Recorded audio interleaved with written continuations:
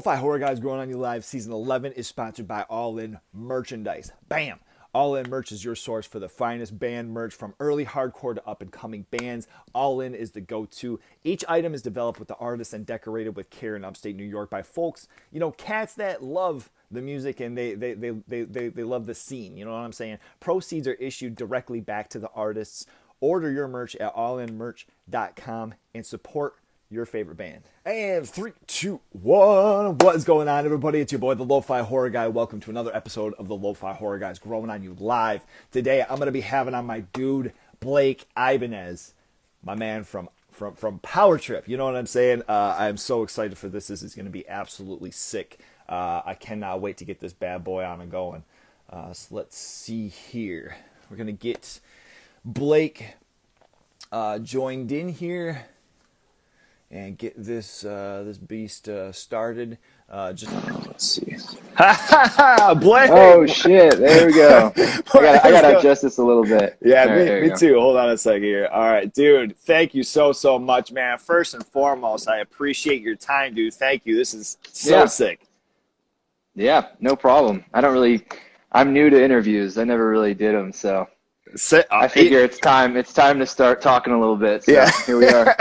Yeah, even better. All right, man. Well, here on Growing on You Live, dude, basically I have a couple of icebreaker questions. The remainder of the interview is about you and your craft, your absolute shredding. And then we have one finale that I wrote just for you that I'm going to throw your way, dude. So if you're all comfy, we're going to get this bad boy started. Yeah. All right, first off, let me ask you, if I'm traveling through, the Dallas area, and I come through and I'm like, Blake, I need a local eatery. What's a must-stop spot, according to Blake Ibanez? Must stop. In Dallas? DFW? Mm-hmm. Must stop. I guess I'd have to say Whataburger, just because that's kind of the pride of Texas. So okay. I feel like if I don't say that, then I'd get in trouble. So yeah, I would say Whataburger. And what else? There's probably something I'm forgetting, but yeah, Whataburger is a good one, I think. I would go with that. I love that. A lot of times you kind of hear the barbecue thing, and so I mean, hearing something like that, that's a good answer. I like that. There's a lot of barbecue spots, so I don't really know what the barbecue place is in DFW, but yeah, I would go to Whataburger. That's real Texas shit right there. Yeah, sick. All right, let me ask. If you could, through this pandemic, it's kind of slowed a lot of things down. If you had the opportunity and you could have made a dream side project with any other 3 or 4 members in the band, who would be in this band with you? with members of my band already? Dude. All right. Anybody? I don't know. Whatever whatever you choose. If there was maybe a musician that you just always were like, man, if I could just record one track with them, that'd be sick. On drums or something like that. Well, there's so many good musicians. I don't know. Favorite drummers. Obviously Dave Lombardo. I'm a big Phil Rudd fan from AC/DC. Oh yeah. But in terms of what I'm good at playing, I don't really think I'd want to play with anybody else, really, than the guys that I already play with. But obviously, if you go down the list, Phil Lynott, Gary Holt, guys like that. There's lots of guys out there, but if we're gonna go, if we just narrowed it down to a drummer or something, I would say Phil Rudd or Dave Lombardo. But I got a pretty good drummer already, so I'm good. Oh yeah, oh yeah. No, yeah. I love that. I love that too. Every once in a while you have certain people that throw out something, but then you throw out the members that are in your band. That's one thing. It shows a camaraderie and the team. The team mentality that you have with the band. So I appreciate that just as much, man. That's sick. Yeah, I can't imagine doing it with anybody else. Right. So as a young man, tell us about songs or albums that resonated with you or stuck out. When you were just a young cat starting to really pick up on music.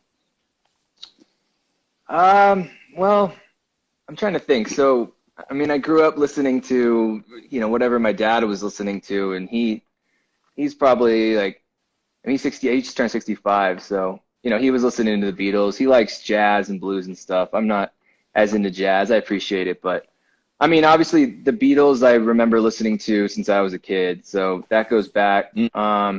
Probably, Jimi Hendrix was one of the first guitar players that I was kind of amazed by. Kind of around when I got my first electric guitar, I think my dad was playing me Hendrix and just going, yeah, I was pretty inspired by that. But other than that, I mean, I think, yeah, just 70s stuff like, Crosby, Stills, Nash and Young. What else? Blind Faith. I mean, even Stevie Ray Vaughan and stuff. I mean, just things my dad was into. But Yeah, he's not like he's an architect, so he's not just a music guy. But he likes music too. So he likes some new wave stuff like Talking Heads and okay, nice. XTC and stuff. So I heard a little bit of that. But I mean, not really a lot of metal or anything. I didn't really kind of get into that till later. So it was mostly just rock stuff and musical things, but yeah, that was pretty much it. How did metal and even hardcore come into play, as far as transitioning into that?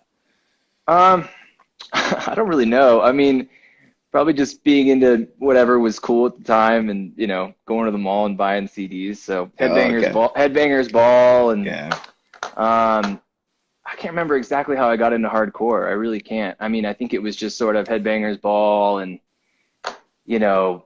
going to see metal or metalcore bands, and then, you hear about Terror or something. They're still around, and probably just that. And then you go to a local show, and then you meet guys. And, a lot of the guys I met when I first started going to shows probably in, I mean, I wasn't even able to drive until 2007, so it was probably I didn't really start going to hardcore shows until I could sort of almost drive. But Nick Stewart, the other guitar player, Power Trip, me and him met probably in 2006, and he could drive. He was a few years older than me, so he would come pick me up, and we'd go to hardcore shows, and we started a band together it was actually me and him and this other band, and then we started a band called Reality Check, and that was with Chris Wetzel, the bass player, Power Trip, and then that band kind of dissolved, and then us three, we kind of, got in touch with Riley because he was already sort of a figurehead in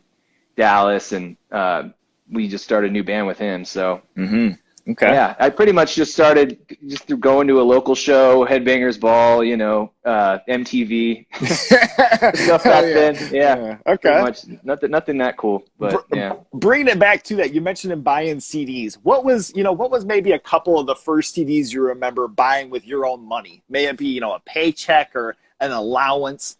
Do you have some early ones that go into the old CD shop?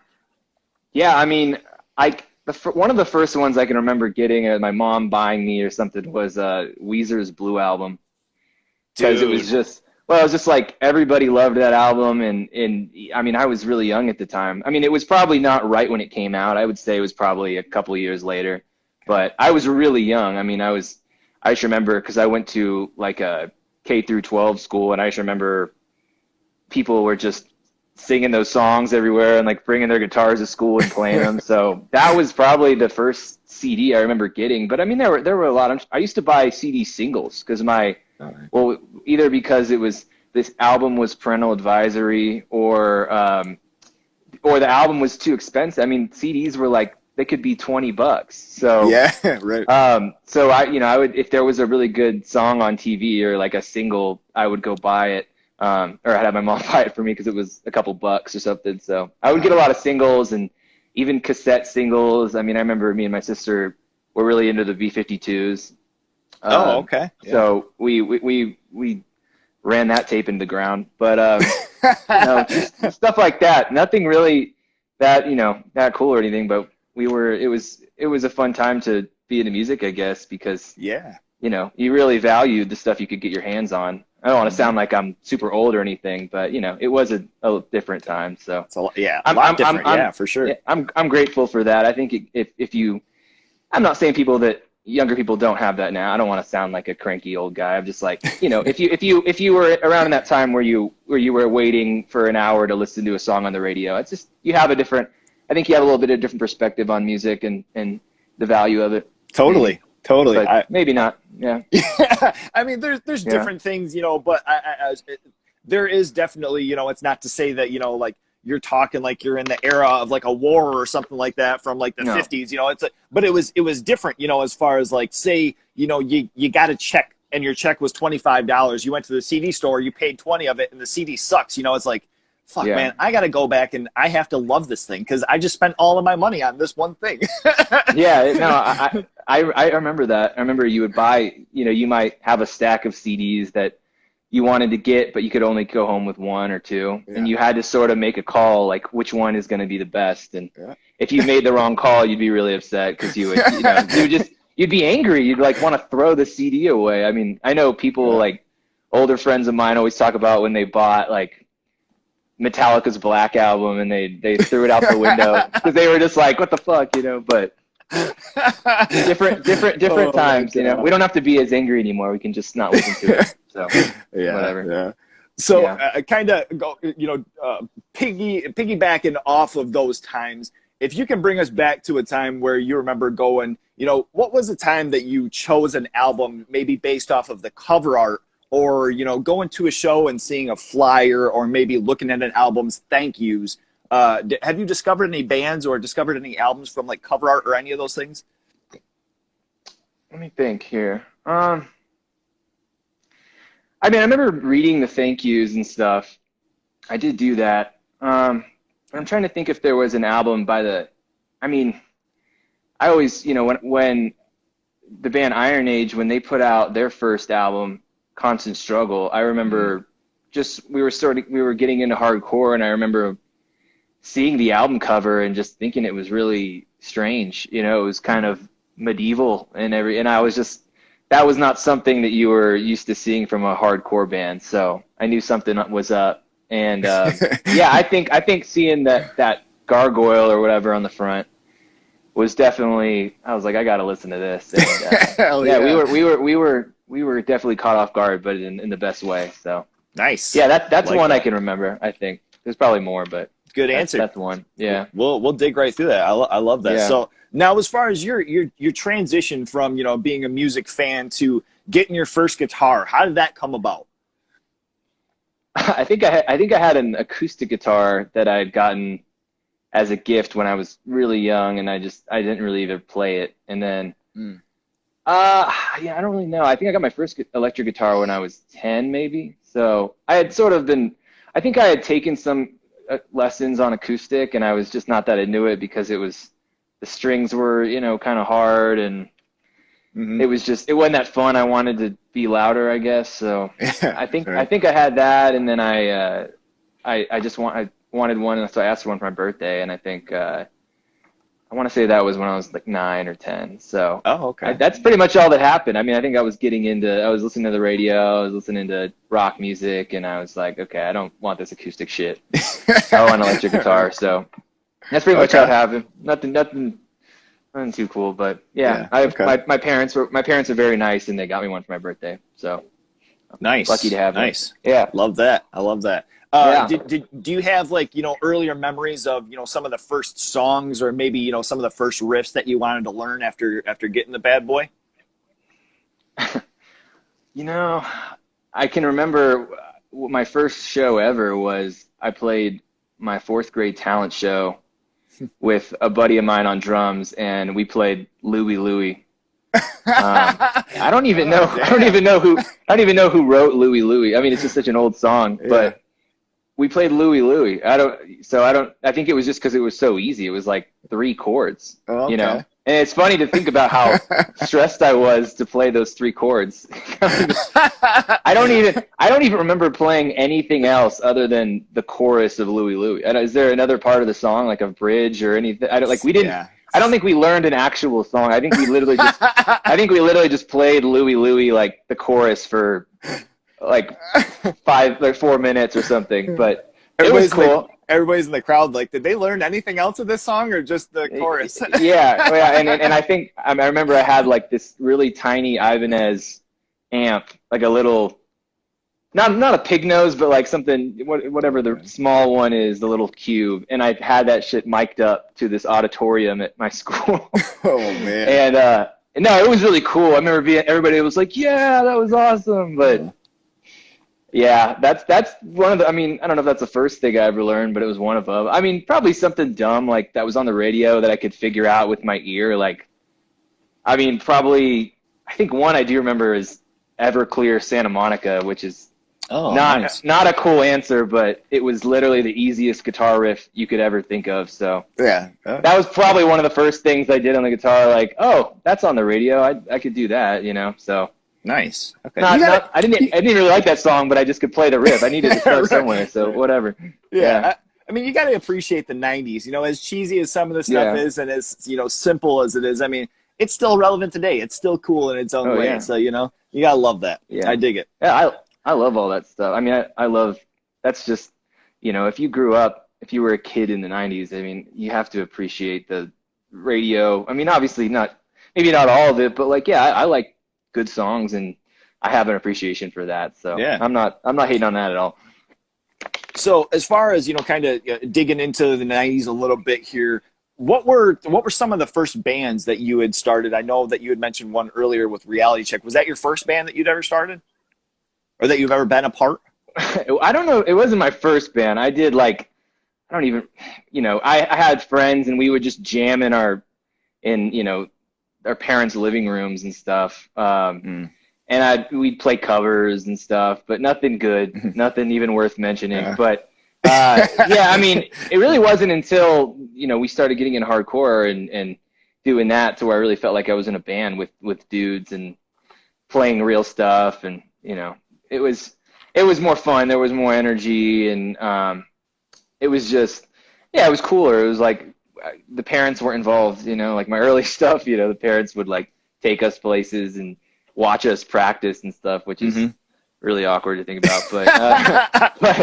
But no, I would say it was probably when I started playing in hardcore bands. So like Nick from Power Trip, he had a band called Hogan. And we would, and that was like his band. And then I guess I kind of joined that band for a second, but then we turned it into Reality Check. And then, it was all very short lived. It's funny because you look back on it, it seems like these things lasted a long time, but they didn't, even being into certain kinds of music. I mean, you're probably into something for 6 months. It was so quick with the trends and just with, growing up and everything. So, that wasn't very long, and then Reality Check was probably like a year maybe, or maybe a little bit longer. But yeah, then Power Trip was started in 2008, so it was all pretty fast. We were learning quickly. Yeah. Okay. Where in this timeline did the band The Mites come into play? Oh well, that's just a project. It's like my good friend Reed and his girlfriend, now wife, Allie, and they had and my friend Raul, they had a little side project they did where they just recorded songs in their bedroom. So we never really did anything. We just they wrote songs and we jammed them and played them a little bit, and they put out a couple releases, and that's pretty much all that happened with that. But those are good friends of mine, and I'm into other kinds of music too. And totally. It's just it was fun to trade tunes with them and see what they could come up with, and they're still good friends of mine. So if they're listening, okay. I mean, and one of my favorite bands of all time is Weezer. So I'm kind of doing some research. I never knew that you were a part of that band. I started listening to it. I'm like, man, this is pretty damn cool. I dig this, and that's kind of my style with stuff with like Ozma, Weezer, and the Rentals and different things like that. Yeah. But the thing that it reminded me of listening to the Mites was it reminded me of like a 90s introduction song to like Camp Anawana or some shit like that. Like it was like, kind of if you had the opportunity, what 90s TV show would you want the Mites to score the introduction song for? TV show? Yeah. Well, I guess if you were talking about, I could say a movie, it would be, okay, or do that. Probably Clueless or something, that has like a very 90s soundtrack, very teen 90s soundtrack. Yeah, well, I was just really lucky because those were just good friends of mine, so I didn't even really, musically, I didn't contribute. I was maybe, if anything, as someone to bounce ideas off of, but they didn't need my help. They're very talented, so right.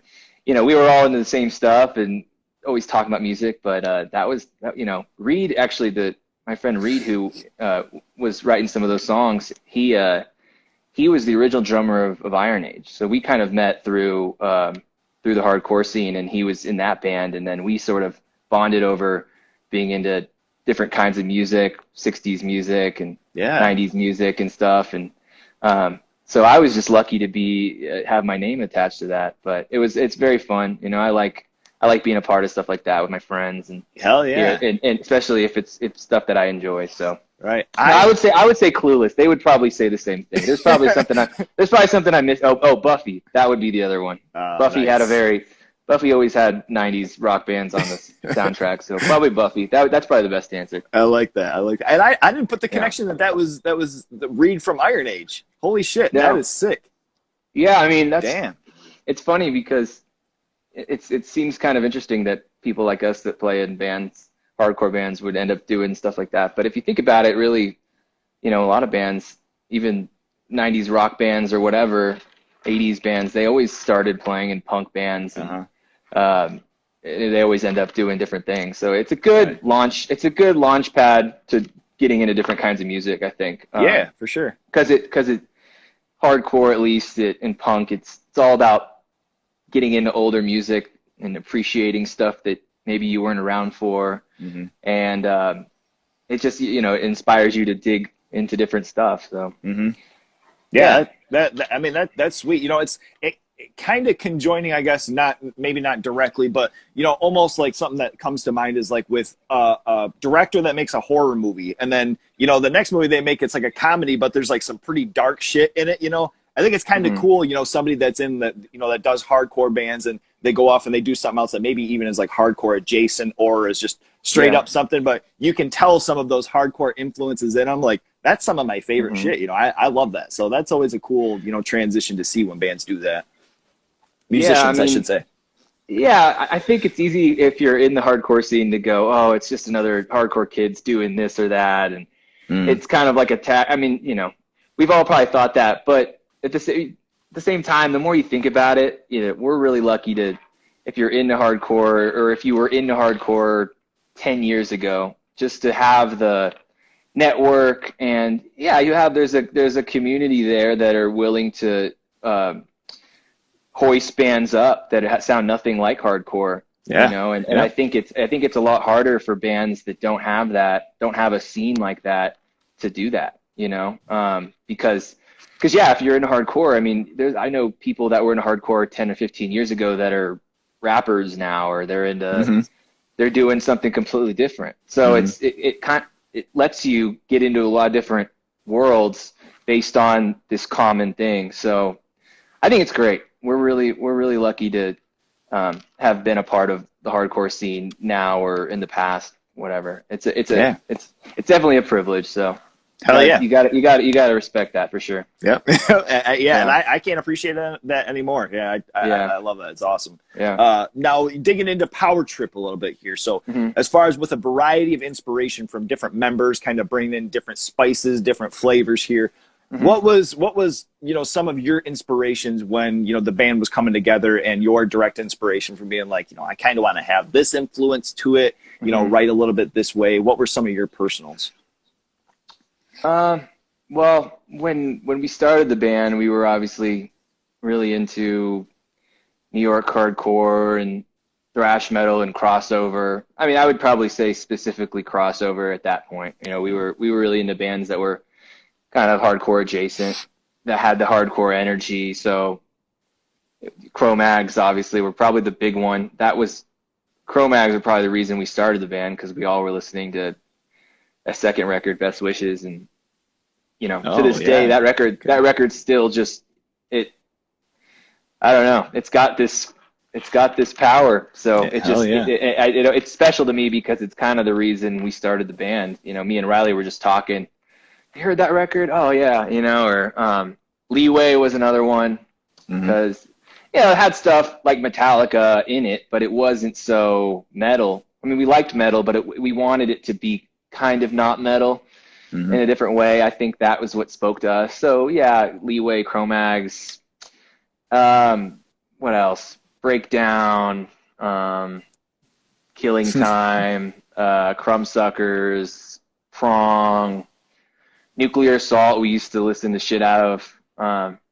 What else? Obviously Exodus. Hardcore bands like True Blue and the Icemen that were groovy and also kind of Cro-Maggy, dark. Right. And then our people like Iron Age and Bitter End, bands in Texas that were inspired by those bands too. That was okay. We were in all that. So it was mostly. I mean, we still listen to Slayer and Metallica, but it was mostly bands that were sort of hardcore in their delivery, I guess. Maybe the songs were shorter, or the vocals were different or something. But that was really what started the band, were those types of bands.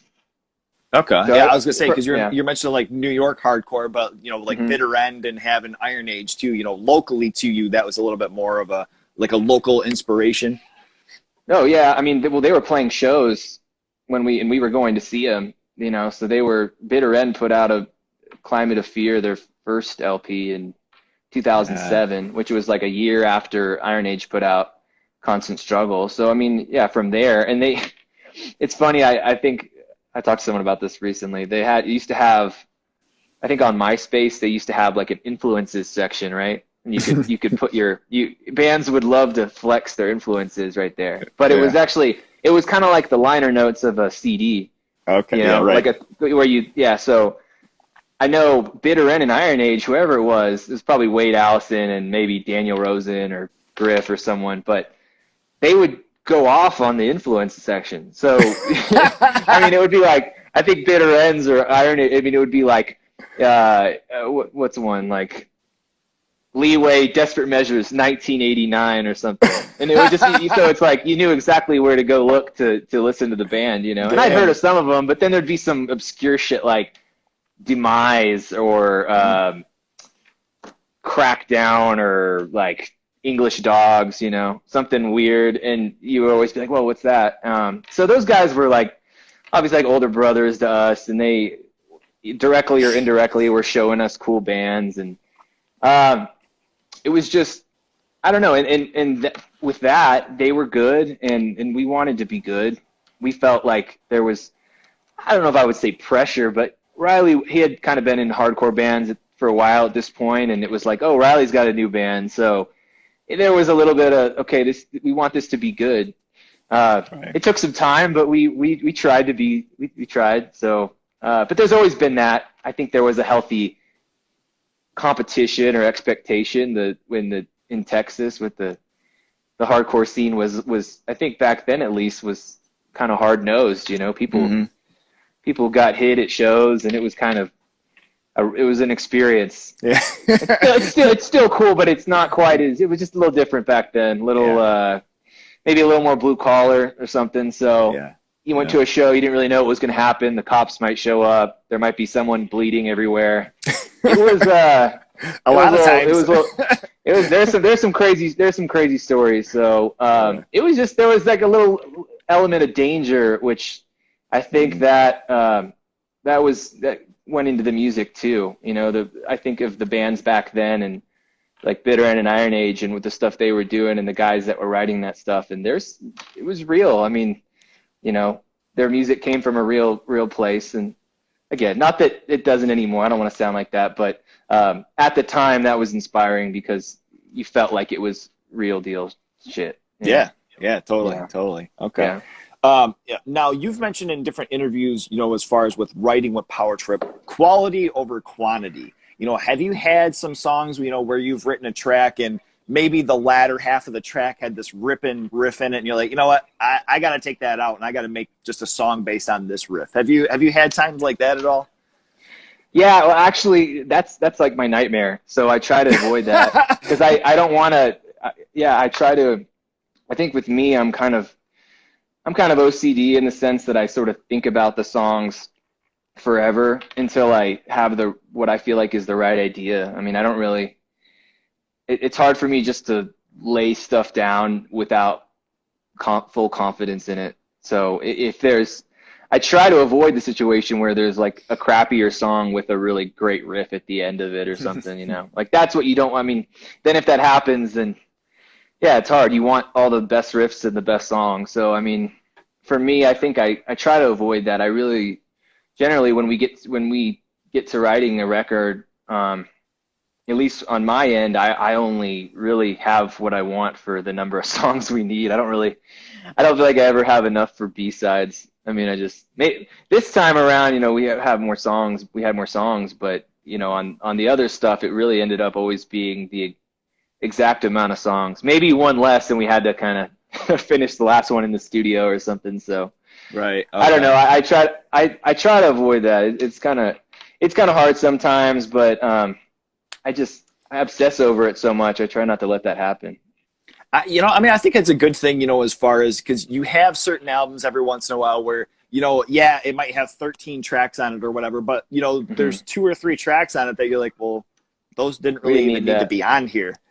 So if you would have taken those out, this might have been like an absolute classic album. So, I mean, like, you know, with your guys' stuff, if you have, you know, 8 tracks, even 7 tracks on it, and they're solid through and through, you don't notice. You don't notice the number of songs that are on the album. You know, you just listening all the way through and you know, and fine with it, happy, content. Yeah, I couldn't agree more, because there's albums I like that are 12 or 13 songs. There's always like a couple where you're like, I mean, that's a good song, but it didn't really need to have it. So I think when it comes to thrash metal and playing fast, and you don't really need more than maybe 10 at the most. I mean, because especially if you're playing fast in every song or in a lot of the songs, I mean, if you're going to have 10 songs, you got to have a pretty good ebb and flow, you know? Right. But yeah, when I think of thrash records that I like, that I could listen to all the way through, they all are 8 songs, you know? Like, or if they're not 8, then they're 10, but they're short. I mean, I think Rain and Blood is what, 10, or but they're short songs. I mean, it's all on one side of the tape. So yeah, I mean, I think 35 minutes, 40 minutes, 8 songs, 10 songs, I don't think you need to go past that with thrash. If you're making a double album of, you know, progressive or music or something like Todd Rundgren, or, you know, he can do that. He can do a double album, but overall, I'm not a huge fan of him. Yeah. Or I like a smaller package. Yeah. More tight package. Yeah. I was gonna say, you know, or if you're Korn, you can have, you know, just have 6 tracks that are just sounds, you know, and noises and crickets everywhere. It's a waste of time. Yeah, right. So now your solos, let's get into those a little bit. You know, have you had a couple, by example, that, you know, they just came right to you right away and you're like, yep, this is exactly what I'm going to have on the recording of it, you know, and maybe an example of something that took you a little while to get down, you know? Yeah, I mean, most of them probably came pretty quickly. You know, I don't really think that much about the lead guitar, which is probably disappointing for some people, but we're just not that kind of band. I don't know. I've never really, we've never been that into that stuff. I mean, I think I just want it to fit the music, you know? Yeah, so, totally. Like, I guess whatever I do or have done, I think generally fits the music. I mean, you know, if you're really into lead guitar playing, it might not be exactly what you want to hear. But I mean, at the same time, what's funny is on the last record, our friend and producer Arthur, he always does a solo, and like Olsh always does a solo, and he tried to do a solo on, I think it was Waiting Around to Die, and it was this magnificent guitar solo, you know, because he's amazing at guitar. Okay. You know, and he can do lots of different stuff, but he can do really fancy Malmsteen type shit. And he tried to lay that down on our music, and it was just like, wait a second, like, this doesn't sound anything like us, you know, like, this band does not have this kind of guitar playing, you know, so nice. It was kind of funny. It sort of proved that point. It was like, oh, we can't get away with that. So, but yeah, I mean, there's a couple solos I can remember really writing. Like, I think the solo in Manifest Decimation on the first record, I remember putting that one together because it was sort of melodic. And then what else? Maybe the one in Soul Sacrifice, because that one is like kind of crazy. And I think it took me a couple of times. I think I had one on there, and then I redid a little bit of it. You know, maybe the one in the middle of Crucifixation, I probably spent a little more time on. But, you know, to me, I'm always just trying to get a feel for the phrasing of how it should go and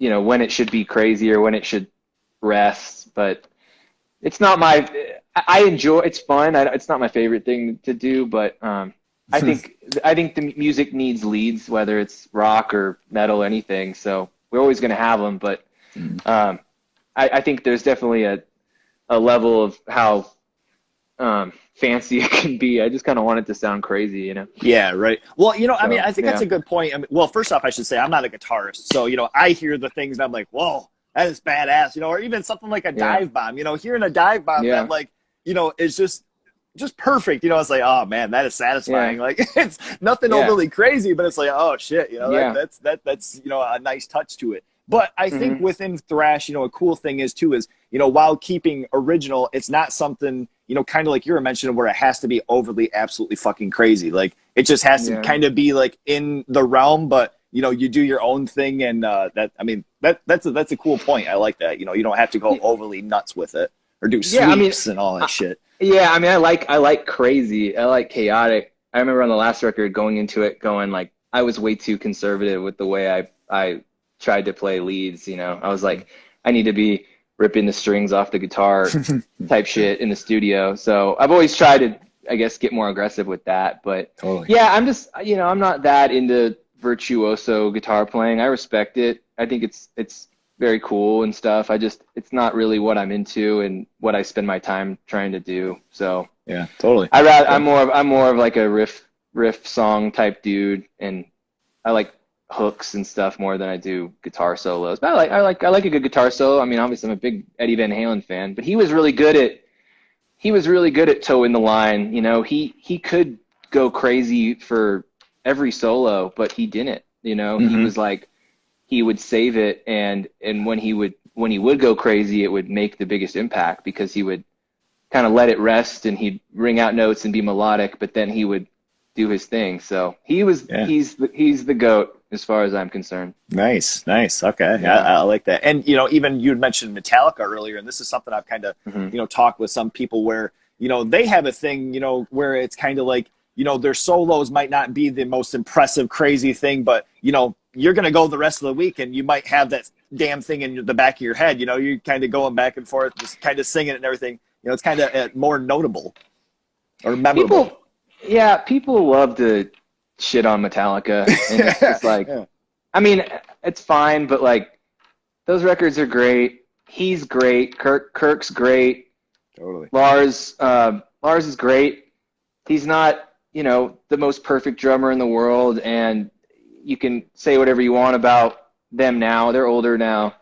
But Kirk's great. His solos, I listen to Metallica and I'm like, I can't imagine any other solos happening here. And he can be really melodic on the bridges, and I like his style. Like, I wouldn't trade anything about Metallica personally. I mean, you know, people have very inflated expectations because they're the biggest band ever and they're millionaires and stuff. It's just fine. You're allowed to have those, but you can't change anything about Metallica. You could change maybe some of the albums they put out later, but right. but you know, but it's all part of the story, and credit to them for still doing it, you know. Hell yeah, for sure. Yeah. All right, next up, I wanted to touch on. So we had we had old Nightmare Logic, and then first off we had Manifest Decimation. The cover art from is it Paolo Girardi? I knew I was gonna fuck that up. Paolo Girardi. Girardi. Okay, so anybody that hasn't seen this for whatever reason, we got my bad boy here. So tell us a little bit about the inspiration. You know, how did you guys connect up with him? I think it was Riley that found him, because Riley was we were looking for someone to do the art for the album. And I want to say there was maybe an article on some metal site or something about this madman painter in Italy. And it was on some site, you know, like Cult Nation or something like that. And I think Riley saw it and was like, whoa, look at this dude. And he wasn't very known, but he was like, whoa, this guy's crazy. And he was like, had pictures, he's in a cave or something. He's painting these insane, almost Renaissance looking paintings. And we were so just like, whoa, who is this guy? And I think Riley or someone got in touch with him, and he did it. And we got it back. We were like, what the this is insane. So it was really cool. We were just like, this guy's so crazy. And he's really cool. And I think it's amazing because it's a real painting, and there's just so much detail, and he has a style, and it's very, I don't know much about painters. So to me, it looks very original. I'm not sure if he's, what the background of that is, but he has a very cool dark style, and I don't know, it's just really awesome. So, okay. We got hooked up with him, and we actually I've met him a couple of times. He came to our show. He came to a show we did in Finland it was like right after the album came out.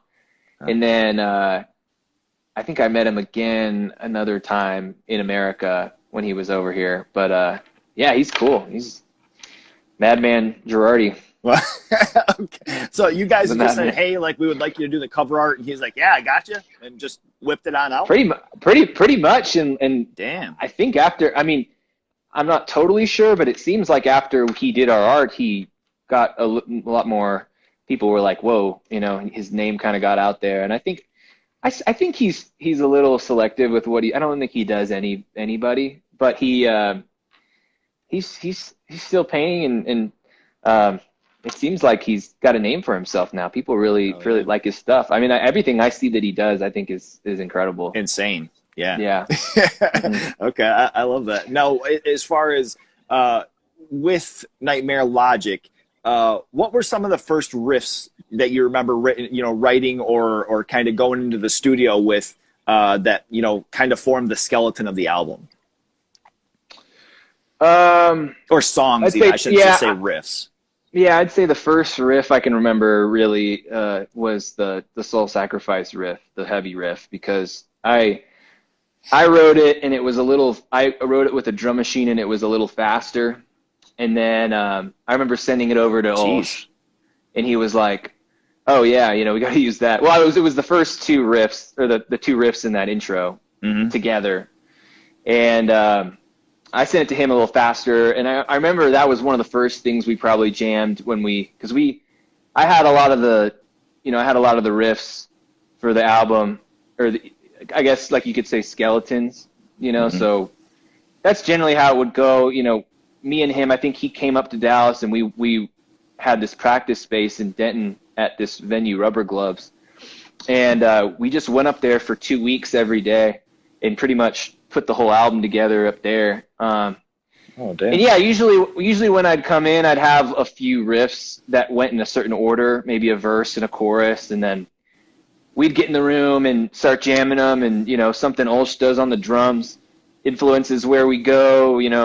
I always joke around about like writing our new stuff because I've written a lot of it kind of by myself at my house, and it's in terms of like a whole song, usually with Olsh, I would bring in the riffs and maybe a verse and a chorus or whatever, and we would work it out, and the song would become a song, and we'd always put a bridge in there or something, but it never really was talked about. It was just, we're playing it, and then he does a fill, and we go into something else, and it spurs me doing something, and then, but like, with this new stuff, I'm like, I always get to the bridge. I'm like, wait, I got to write a bridge. Well, how do I do that without like someone in the room doing something? So, yeah.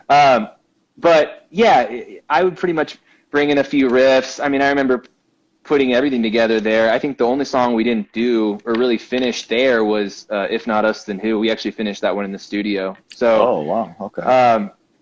Everything else, I remember coming in with a couple of riffs. Like, I will say the Executioner's Tax song, which is our most popular song, was really the most from the ground up, nothing song we've ever written. It was like, because usually I come in with a couple riffs or whatever, but that song, I think I had the main riff, but I I don't even think I brought it in as like, let's use this. I think I had it in the back of my head, and then I don't really remember. We put that song together in like 15 minutes, but I don't remember exactly I don't really remember how it happened. I mean, a lot of it had to do with what he was playing on the drums, because he started doing like the tom thing on the drums in the intro, and then I think we just started playing, and then he did all the drum fills. And I mean, that song is very deceptively driven by the drums in terms of what he's doing, you know. So he would, and even the accents that created some of those hooks on the guitar, that was all him doing that, and me just trying to play to him. So oh, really? I'm gonna give him all the credit, a lot of the credit for that one. I mean, obviously the riffs I came up with, but you know, even going into the bridge part, that was just straight improv.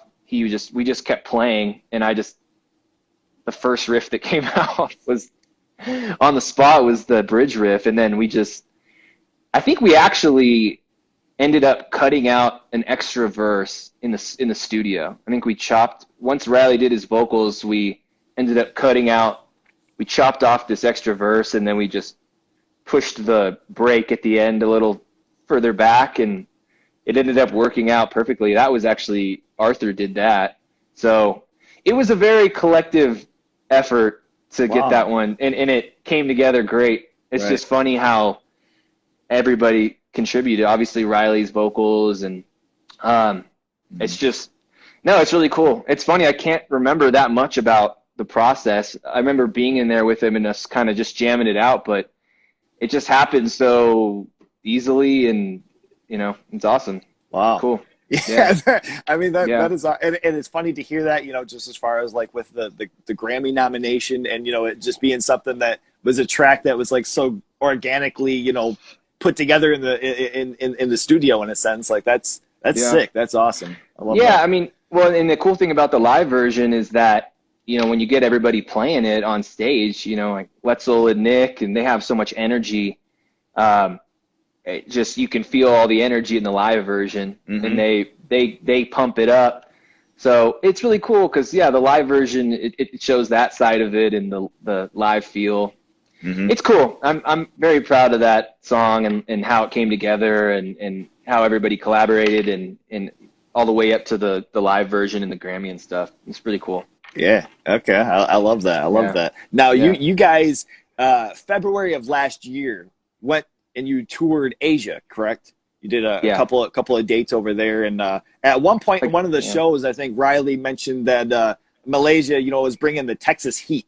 Tell us a little bit about some of those shows. Well, we were over there for about 3 weeks, so we did like, oh, okay. I want to say it was about 10 or 11 shows, because we had some travel days, some off days, and obviously getting out there and back. So I think the total trip was about 18 or 19 days. Oh, wow. But we, I mean, it was really nice out there. I think, Malaysia, it probably was hot. It wasn't, I don't know if it was Texas heat, because that would have been murderous.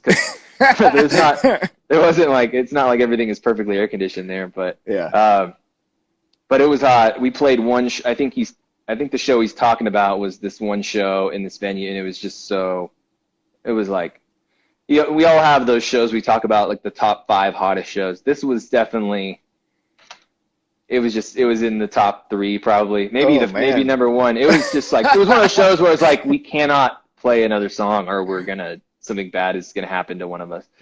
And he was, you know, Riley was drenched. We were all drenched. It was just so hot. It was like, it like hurt to play. It was like, you know, so it was just, it was bad. But no, it was, I mean, that being said, it was a great show. People were there. It was packed with people. It was, you know, kids were going crazy, which is so weird to think about, because it was in February. I mean, it was definitely this shit was going around while we were out there, and we were traveling. We were everywhere in Asia. We flew like 10 times. Definitely probably had some COVID in our midst, but we didn't really know yet. So. Did you ever feel sick at all, or did any of you guys ever? I didn't feel sick. I think Nick said when we got back that he was kind of sick, or he was either sick on the trip or he was sick when he got back, and he doesn't know if it was COVID. I think he didn't lose his smell or taste, so he maybe didn't have COVID, maybe just sick. But it was definitely, you know, after all we've learned this year about when it began and how I think it was definitely circulating. We were in customs with people from China coming in, and they were, I mean, I'm not saying they were, but like people were traveling so much that it had to have been making the rounds way before everything got canceled, you know, Right. like in March or whatever. So, but everybody seemed fine, and it was a great tour. I'm really glad we got to do it and complete it, and it didn't get canceled or anything. Just given everything since, you know, I didn't know that was going to be the last show I was going to play for over a year. Yeah, right. Pretty wild. Yeah, so, absolutely nuts. Yeah, and one of those shows Yeah. was you guys played with you had a band Deceased that had opened up for you, and that was, you know, kind of how I had found them through like watching a live. I don't know if it was Singapore or something like that, but went and, you know, checked out some of the bands that you guys were playing with, and that was one of the ones, and they were sweet. I'm like, holy shit! All right, I can check out some of this stuff too. So I like that. Yeah, there were some cool bands. What can you tell us about Eternal Champion? Now, I know most recently they just released a record that you weren't involved with, but you were in the band for some years, right? Yeah, I joined the band right after Jason started the band he started the band with a couple other guys, and they put out like I think a 7-inch or something, and I think the guys left the band or he kicked him out or something. He hit me up because we were starting to get to know each other, and we were listening to some of the same music, probably power metal and old school heavy metal, classic heavy metal from the Texas scene in the 80s, like bands like Militia and Watchtower and what else? You know, stuff like that, just from the early 80s. And because there were a lot of, I was into speed metal and power metal stuff with in terms of the riffs, and he was in a lot of that too. So we were kind of bonding over that. And he was like, "Why don't you join Eternal Champion?" And we got our first show. I booked it. Our first show was with Manila Road at this festival in Austin called Chaos and Teos. It used to happen. So I joined so we could do that show, and we got, there was another dude, Sean, on bass, and who else was in? A couple other guys that were sort of stand-ins, older dudes. But we played a show. We played some shows after that, and then we did a split with this band Gatekeeper with the song Retaliator on it. And after that was the LP. That was kind of when Arthur and those guys came into the fold. And we played some shows. We played some shows overseas and stuff after that. I think the last time I played with them was we went to Greece, which was 2 years ago, like the other day. So we played New York. We played Philly a few times, and yeah, that was pretty much. I got involved just because me and Jason had known each other, and we were listening to a lot of same stuff. Sure. Okay. Did you use kind of the same utensils, if you will, as far as like with your guitars and pedals and amps and all, or did you have a pretty different variety of things that you're using for that project? I was pretty much all the same. I mean, yeah. I think I tuned my guitar down to E flat.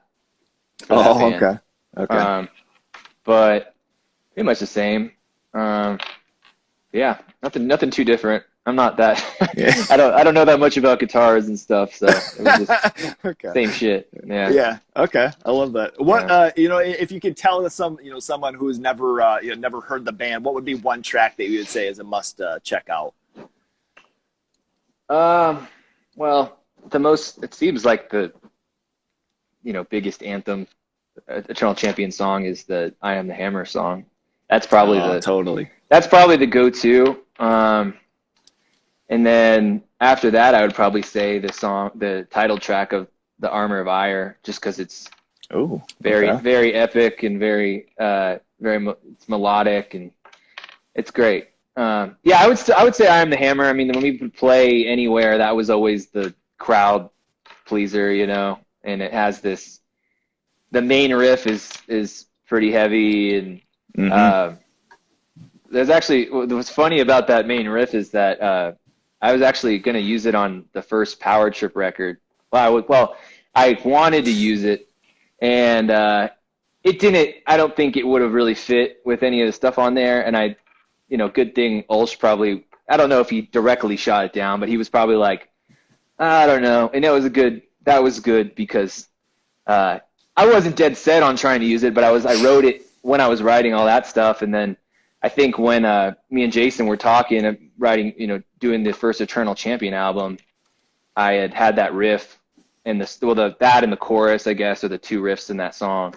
Oh, and okay. I sent it to him with like a drum machine, and he was way into it. And actually, looking back, it fits way better with that band and the whole power metal thing. So Totally. it's cool that it got used, and it worked really well for that band. So Hell yeah. Yeah. Okay. Nice. Yeah. Nice. All right. Sweet. Yeah.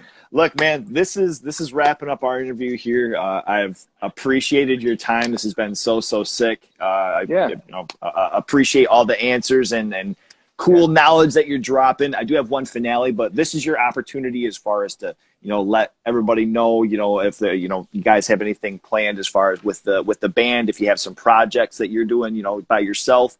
This is your time, my man. Well, we starting to figure things out, and we got a lot of music in the tank. We were pretty much getting ready to record a new record. Didn't get to do that, but we all still love playing music, and this year has definitely shown us how important the band is to a lot of people, and I think maybe to the larger scene in general. I think people want us around. So, and we have some really, really sick shit in the tank. So that will happen. I don't know exactly how or what that'll look like right now, but we will be back on a stage together. I don't know what that'll look like. I'm not saying anything, but Totally. we'll be back out there. There will be more music that sounds like everything we've done, but better, and it'll happen. So be patient, and we're just really, really thankful for everybody that's supported us and been there for us, and it's been a great thing. It's been very humbling. It's been really cool. I'm always I'm always sort of downplaying things. That's just my nature, we're not the biggest band, but people, there's something cool about what we did and everything surrounding us, and we want to continue that in some form, and we want to put out this music that we wrote. So it will happen. Everybody Totally. Just stay patient, and it will be worth the wait. Nice. Awesome. Yeah. I'm not digging anything further. The band has certainly been, has certainly been important, to me and my likings, and, plenty of other people, and seeing the outpour and the outcry of people, it certainly, it would be an injustice, not to have some more, So I agree. Love it. I think, there's no way we could be done doing what we were doing in terms of, we, been in this band for what, 13 years, something like that, and I'm only 29, so I'm just getting started musically. Right. So it will happen in some form or another. So just I would tell everybody to be patient and get excited, because it's gonna come, and it's gonna be good. Sick. I love it. All right, we're gonna leave that there. So my finale. Let me ask you. Okay, first of all, have you ever heard of the movie Judgment Night? You ever hear that one? The 90s movie. I think I've heard of it, but I've never seen it. So the notorious part of Judgment Night is the soundtrack. The soundtrack, it had artists blend from the metal community and like hip hop or techno. It had just this really weird shit, So if there was a movie coming out and they reached out and they say, "Hey, Power Trip, look, we want you guys to blend with a hip hop artist or like a techno something." If they asked you and they said, "Blake, who would you guys have blend with Power Trip for this soundtrack?" What artist would you work with? What artist would you reach out to? Damn. Shit, I don't know. Or even, like something like the Beatles or something, calmer, like some like psychedelic type shit. No. Paul McCartney. No, well, as much as I would like to use that for an excuse to meet him, no, I don't, as much as I like all that different stuff, I don't see a need to mix it with what, aggressive music. I would probably, I don't know, if it was, I think in these times it would be cool to collaborate with a cool rapper or something, kind of like Anthrax did with Public Enemy. I mean, I think I heard Denzel Curry, that rapper, he did like some Bad Brains covers and stuff with, I think he did an EP with Fucked Up or something like that. Mm-hmm. And he seems like a really cool dude that it has an aggressive, he has like an element of aggression to him, and he seems really intelligent and really talented. And I've met him very briefly at a festival one time, but he seems cool. That's like a guy that I think it would be cool to do a collaboration with if we ever did something like that. Damn, I love that. That would be so sick. Yeah, great answer. Cool. Yeah, I love that. All right, dude. Yeah. Look, once again, thank you so much. This has been, honestly, such an honor. I love your band. I love the stuff that you guys do. And I look forward, everybody patiently waiting, looking forward to seeing what the future's bringing. So thank you again, man. This has been awesome. Yeah, I appreciate that. Thank you so much. All right. You got Lo-Fi Horror Guy, my dude, Blake Ibanez of Power Trip. You guys take care. Stay safe, my man. Later. He's a lo-fi horror guy. Yeah, he's kind of a guy, but he is so lo-fi a horror guy. Yeah. Lo-fi horror guy has been recorded in front of a live studio audience.